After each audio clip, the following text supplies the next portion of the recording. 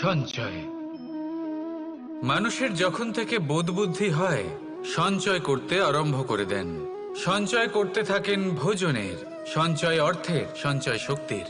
নিজের জন্য করেন, নিজের পরিবারের জন্য করেন, নিজের স্ত্রীর জন্য করেন, সন্তানের জন্য করেন, সন্তানের সন্তানের জন্যও সঞ্চয় করেন। সঞ্চয় করার জন্য ওনার কাছে অনেক কারণ রয়েছে, কারণ উনি এটা ভাবেন যে এই সঞ্চিত শক্তির জন্য কেউ ওনার কোনো ক্ষতি করতে পারবে না। মানুষ ভুলে যান একটা গুরুত্বপূর্ণ কথা, এই সত্য, উনি এই সংসারে খালি হাতেই এসেছিলেন আর এখান থেকে ওনাকে খালি হাতেই যেতে হবে। যা এখানকার তা এখানেই থেকে যাবে। আর যদি কিছু ওনার সাথে যায় তা হলো ওনার কর্ম, আর কিচ্ছু নয়। তাই যদি কিছু অর্জন করতে চান তাহলে শুভ কর্ম অর্জন করুন, আত্মশক্তি অর্জন করুন, কারণ পরলোকে এটাই হবে আপনার সম্পত্তি।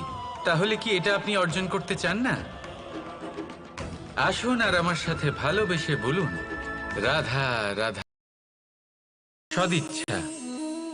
দেখতে গেলে 3 অক্ষরে তৈরি এই শব্দ, কিন্তু সমস্ত ত্রিলোক তার উপরেই আধারিত। আপনি এই সংসারে এসেছেন, তখন অবশ্যই শ্বাস নেবেন, কিন্তু তার বদলে আপনাকে কিছু তো দিতেই হবে। আপনার উপর নির্ভর করছে আপনি কি দেবেন। কি দেবেন এই সংসারকে, এই সমাজকে, নিজের পরিবারকে, আর তার বদলে কি নেবেন? যশ নাকি অপযশ? দেখুন, এক ছিল রাবণ, যে কিনা সমুদ্র পার করল সীতাকে অপহরণ করার জন্য, আর এক ছিলেন রামচন্দ্র, যিনি সমুদ্র পার করেছিলেন, সেতু বানিয়ে গিয়েছিলেন সীতাকে ফিরিয়ে নিয়ে আসার জন্য। দুজনেই সমুদ্র পার করেছিলেন, শুধু পার্থক্য ছিল সদিচ্ছাকে বোঝার, লক্ষ্যের। অনেক মানুষের যাত্রা একরকম হতেই পারে, কিন্তু আনন্দ তখনই লাভ করবেন যখন লক্ষ্য শুভ হবে, মহান হবে। এই লক্ষ্য দিয়ে এই সংসারের কল্যাণ হবে এবং মানুষের সম্মান হবে।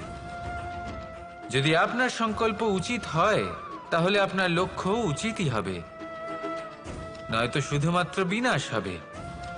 আর উচিত এটাই হবে যে বিনাশের হাত থেকে যেন নিজেকে বাঁচানো যায়, কি বলেন? তাই জীবনে যে লক্ষ্য স্থির করছেন, মনে রাখবেন তা যেন শুভ লক্ষ্য হয়।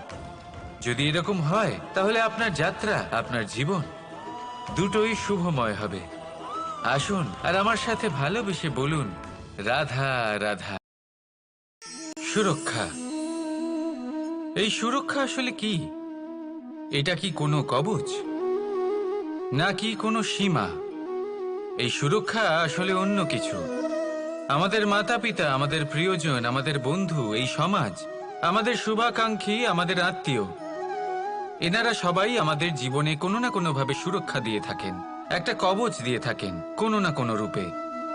কিন্তু দেখতে গেলে আমাদের পরাক্রমের পথে, আমাদের বীরত্বের পথে, আমাদের সাহসের পথে এই সুরক্ষাই সব থেকে বড় বাধা হয়ে দাঁড়ায়। একবার ভেবে দেখুন, যদি আপনি কোনো সুরক্ষাই না পান, বা যদি আপনি এই সুরক্ষা ভেঙে বাইরে আসতে পারেন, তাহলে আপনার বীরত্ব চরম সীমায় পৌঁছে যায়। কেন? কারণ তখন আপনি জানেন যে এই সংসারের সম্মুখীন আমাদের নিজেদেরই হতে হবে। আপনি বুঝে যান যে শত্রুর সম্মুখীন এবার নিজের বলের দ্বারা, নিজের পরাক্রমের দ্বারা, নিজের সাহসের দ্বারা করতে হবে। আর তখন আমাদের মনের মধ্যে এই শক্তি জাগ্রত হয়। এই শক্তি অন্তরেই বসবাস করে, শুধু এটা চিনে নিতে হবে, একে জাগ্রত করতে হবে। আর এটা সুরক্ষা ভেঙে যাওয়ার পরেই সম্ভব হয়। আর যারা নিজের শক্তি সম্পর্কে জানেন, যিনি নিজেই জানেন তিনি কতটা শক্তিশালী, তিনি নিজেই নিজের সুরক্ষা কবচ চিরকালের মতো ভেঙে ফেলে দেন, ঠিক কর্ণের মতো। আর তারপরে দেখুন, আপনার পরাজয় হোক বা বিজয়ী হোক না কেন, সেটাই অনেক বড় হয়, সেটাই প্রশস্ত হয়ে থাকে।